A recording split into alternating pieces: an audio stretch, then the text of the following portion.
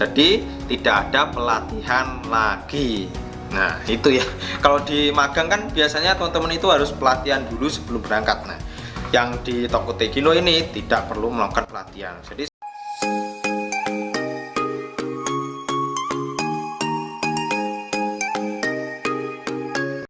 konnichiwa minasang, selamat datang lagi di channel EDP ini, channelnya Gensuse atau X Magang. Oke, di video kali ini seperti yang di judul, video kali ini aku akan membahas tentang prosedur kerja ke Jepang melalui visa Tokute Kino atau SSW, singkatan dari Specific Skill Worker. Nah, di video kemarin, di 2 atau 3 video kemarin, yang pertama aku membahas soal prosedur magang ke Jepang jalur IM Japan atau negeri. Yang kedua, terus aku ngebahas juga prosedur kerja ke Jepang melalui jalur swasta atau SO. Dan yang ketiga, video kemarin aku ngebahas soal perbedaan magang lewat jalur IM Japan dan lewat SO. Nah, buat teman-teman yang belum nonton videonya, silahkan nonton di link di deskripsi di bawah. Nah, di video kemarin kan aku ngebahas soal magang ke Jepang melalui jalur IM Japan dan SO. Nah, di video kali ini seperti yang di judul, aku akan ngebahas prosedur kerja ke Jepang melalui proses Tokute Kino atau SSW. Nah, langsung aja aku ngebahas untuk prosedurnya. Nah, di sini yang aku jelasin ini prosedur untuk newcomer ya. Dicatat atau diperhatiin ya. Untuk newcomer. Nah, seperti yang di layar kalian bisa lihat sendiri. Di sini aku sudah membuat tabelnya. Di sini aku akan jelasin satu persatu ya. Yaitu prosedur kerja ke Jepang melalui proses SSW atau Tokute Kino. Nah, di sini di prosedur awal teman-teman bisa melakukan pendaftaran, bisa mendaftar ke LPK, terserah mau LPK ataupun tempat belajar bahasa Jepang seperti biasanya, nggak apa-apa. Nah, tapi di sini aku rekomendasiin untuk ke LPK saja ya untuk pembelajarannya, ya, ataupun ikut LPK atau banget tidak ikut pramedikal. Yang penting kalau teman-teman merasa sehat ya nggak apa-apa. Nah, di LPK ini atau di lembaga les bahasa Jepang ini teman-teman bisa mengikuti pendidikan bahasa Jepang dan skill SSW. Jadi di LPK ini bukan untuk proses kerja ke Jepangnya, tapi untuk belajar bahasa Jepang dan untuk belajar skill SSW-nya. Nah, untuk modul bahasa Jepangnya biasanya nanti teman-teman bisa pakai Minnan Nihongo. Nah, setelah Minnan Nihongo lanjut ke Marugoto. Terus untuk skill SSW-nya ini bisa kalian download di link masing-masing. Semisal teman-teman itu mau ambil skill pengolahan makanan, nah di situ nanti ada link buat modulnya. Terus misal pertanian ada modulnya tersendiri. Terus untuk yang Kaigo juga ada modulnya sendiri. Pokoknya 14 bidang itu nanti masing-masing ada modulnya sendiri. Jadi bisa belajar sendiri di rumah. Nah, di sini setelah teman-teman selesai melakukan pendidikan di LPK atau lembaga bahasa lainnya, teman-teman bisa langsung ikutan tes. Tes yaitu untuk mendapatkan sertifikat. Karena pada dasarnya untuk ikutan Tokute Kino itu harus memiliki 2 syarat, yaitu sertifikat, istilahnya sertifikat bahasa setingkat L4, N3, N1 juga bisa, atau bisa diganti untuk JFT Basic A2 ya. Nah, setelah itu, semisal nanti teman-teman lulus tes JFT Basic A2, nah teman-teman lanjut ke proses selanjutnya yaitu tes skill SSW. Nah, seperti yang di layar ini, tes skill SSW-nya tergantung sesuai bidang yang dipilih ya. Tergantung teman-teman mau ikut yang pertanian, pengolahan makanan, Kaigo ataupun yang lainnya. Nah, setelah teman-teman punya 2 sertifikat ini, nah teman-teman lanjut ke proses selanjutnya yaitu job matching.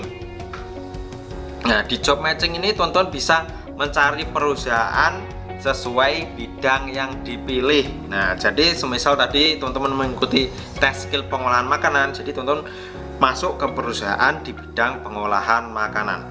Nah, Di job matching ini teman-teman bisa cari sendiri TSK langsung ke Jepang, nah langsung di Jepang maksudnya, ataupun teman-teman bisa minta tolong ke LPK. Nah, jadi kalau teman-teman yakin bisa mencari job sendiri, lebih baik teman-teman cari job sendiri. Kalaupun tidak bisa, ya bisa minta tolong ke LPK, karena LPK itu biasanya sudah mempunyai job order Tokute Gino, karena mereka mungkin sudah bekerja sama dengan TSK yang di sana. Nah, setelah teman-teman sudah mendapatkan perusahaan, istilahnya sudah tahu perusahaan ini untuk melamarnya, jadi teman-teman itu nanti ikutan tes wawancara. Nah, setelah kalau tes wawancara lulus, nah langsung masuk proses selanjutnya, yaitu tanda tangan kontrak. Nah, di sini di tanda tangan kontrak ini biasanya oleh pihak TSK atau perusahaan itu dijelasin perihal gaji, perihal kerja di sana, dan dijelasin semua untuk kerjanya pas di sana.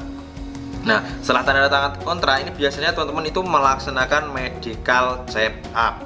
Nah, setelah medical check up kalian keluar dan kalian fit, nanti langsung menuju proses selanjutnya, yaitu pengurusan dokumen. Nah, pengurusan dokumen ini pertama-tama teman-teman harus mempersiapkan paspor, terus medical tadi, dan surat tanda tangan kontrak. Nah, setelah itu nanti teman-teman dokumennya dikirimkan ke Jepang atau ke TSK-nya. Nah, di situ nanti akan proses selanjutnya, yaitu pembuatan COE. Nah, pengurusan dokumen nanti lanjut ke COE. Nah, setelah CO-nya turun nanti dikembalikan ke kita, dikirimkan ke kita ke Indonesia. Nah, CO ini nanti ditukarkan dengan visa. Nah, ditukarkan visa ini nanti teman-teman lanjut ke proses, yaitu EKTLN, pembuatan visa. Nah, di pengurusan dokumen ini setelah selesai, nanti teman-teman langsung bisa berangkat ke Jepang. Nah, itu tadi prosedur yang harus teman-teman lewati jika teman-teman mau kerja ke Jepang lewat jalur Tokute Gino atau SSW.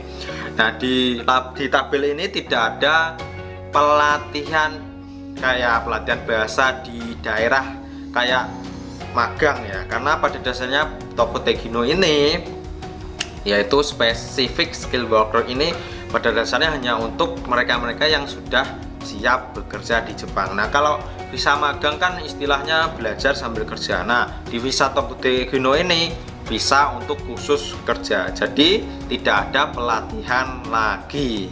Nah, itu ya. Kalau di magang kan biasanya teman-teman itu harus pelatihan dulu sebelum berangkat. Nah, yang di Tokute Gino ini tidak perlu melakukan pelatihan. Jadi semisal kalau dokumennya selesai, terus visanya jadi, nah otomatis pihak Jepang nanti akan meminta kita untuk berangkat ke Jepang sesuai jadwal yang ditentukan di dokumen saat tanda tangan kontrak. Nah, mungkin di sini cukup sampai di sini penjelasanku tentang prosedur kerja ke Jepang melalui visa Tokute Gino. Apabila teman-teman ada pertanyaan, silahkan komen di kolom komentar. Nah, memang proses ke Jepang itu sampai saat ini hanya bisa mentok di COE, karena pengajuan visa di imigrasi pun belum bisa, apalagi pemberangkatan. Tapi ada kabar gembira, yaitu Jepang insya Allah nanti cepat buka. Seperti yang aku jelasin di video kemarin, alhamdulillah bulan ini tanggal 20 ini Jepang sudah membuka lockdownnya atau PSBB-nya sudah dibuka, dan semoga nanti ada kabar-kabar baik selanjutnya dan kita bisa berangkat ke Jepang. Jepang pun membuka pemberangkatan untuk para pekerja, calon pekerja dari Indonesia. Oke, mungkin videonya cukup sampai di sini. Apabila ada komen-komen atau pertanyaan, silahkan komen di bawah ini. Mito kurete arigatou gozaimashita. Jamatane, sampai ketemu di video selanjutnya. Bye bye.